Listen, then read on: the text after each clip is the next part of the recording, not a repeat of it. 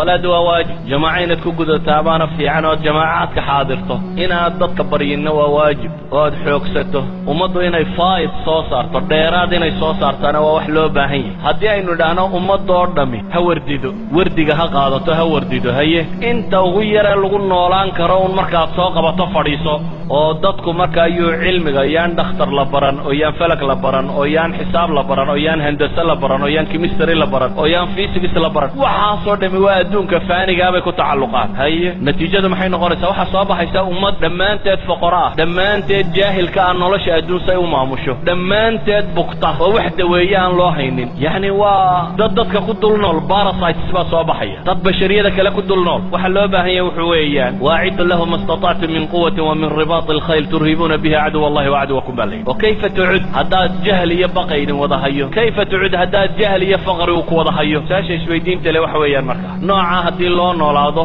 حنون كافافا يعد ويسل له هلي ماي جهل كافافا يعد نلاشا هرو مرسل له هلي ماي نلاشا دنبا آسميسا مسلمين تيهوري وحي عانكا كوا هايه دادك نتيدا قلدنو فامي وهل مسألة بالمسألة دا ودكتاغا وحي هايين وحصوصار دادك وغبضا وحي كلوا هايين استهلاك دادك وغير لبدا لما يتلا فهمي كريسا شغل قبطو دad shaqeeyo aan aqoonin caajiska ee wax soo saara laakiin marka ay noqoto ku raaxaysigeeda waxa ahaayeen dadka ugu yar isagoo milyaneer ayuu haduu hilib yar oo shiilan cunayso oran jiray arma kaniki aakhir ku weydaariya idan ma yahayn wax la'aan ee waxa iyadoo gacantooda ku jirtaan ay qiimo badan u sameeyeen inaga laba mushkila meesha taala dad badiyay aakhiran ku socona adduunkaba uma baahnin dabeetana un gaal ku hoos noolaaday iyo in aakhiraba ilowday oo tiri adduunyan raadacaynayna dabeetana adduunkan iska bidbidsanayna meelaha duulduul oo kolba siyaaxad iyo daar yar cagaaran iyo inta noloshaba inta moodo aakhire ilowday laakiin labadaba cagsigooda ay hayeen saxaabadii nabiga kaleey salaatu wasalaam waxa hayeen wax soo saar marka la tago dadka ugu juhdiga badan le muntajiina marka ay noqoto conceptionna waxa hayeen dadka ugu yar juhdiga xaqiiqigiina waa ka culama ilhadiis rakamida oo waaweyn oo salafkiyaba waxay oran jireen nin kamidaba wuxuu yiri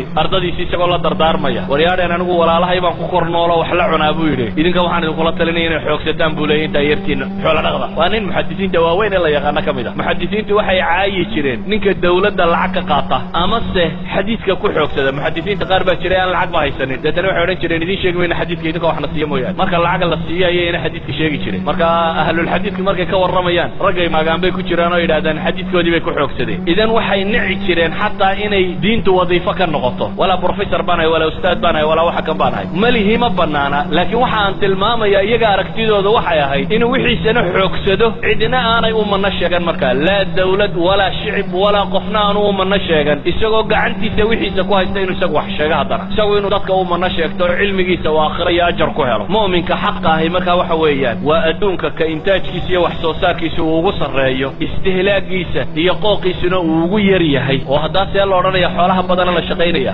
islaamkiisa iyo diintiisa iyo dadnimadiisa ku horumarinaya masaajidaynu maanta raadacaynayna waxaynu dhisaynu laana waayo waxaynu soo saarayba waynu ama muntajiin bayna ahayn ama mustahlikiin bayna labadubana waa waxa fiicnay muntij noqo mustahlikina noqon wax soo saar waxna hay si aad nolosha u barbaariso oo horumariso westrankayn maanta joogna carruurteena islamic school baynu laana maxaynu ugu weynay ama waxbayna soo saarin oo caydaynu ugu filaatay ama wixaynu soo saaraynu liqnayo wala boobna labada goorba waa khasaaraynu taaganimo waxaynu u baahanay marka noloshu say u horumarto faa'idkan baa loo baahay ayleena nabiga kaleey salaatu wasalaam markuu madiina yimay masaajidka dhisay saxaabadiisii wuxuu tusay inay suuqa galaan oo meelaha xoogsadaan suuqu nabigu u dirayay yaalaha yuhuud baa lahay yuhuudda la booba nolosha la xoogsada lala meeshu lahaa cabdiraxmaan ibn abdulluna ala suuq wa suuq al-yahuud suuq banu qaynuqaa baa la geeyay meel kale lama geeynin waxaan rabaa marka dariska macnihiisu wuxuu ku kooban yahay cinwaankii la idibay wuxuu ahaa calaaqati dunya bil aakhirah adduunku aakhirah xidhiidhku la leeyahay waa maxay xidhiidhku la leeyahay waxa weeyaan xiska qofka muslimka ee dhabta ah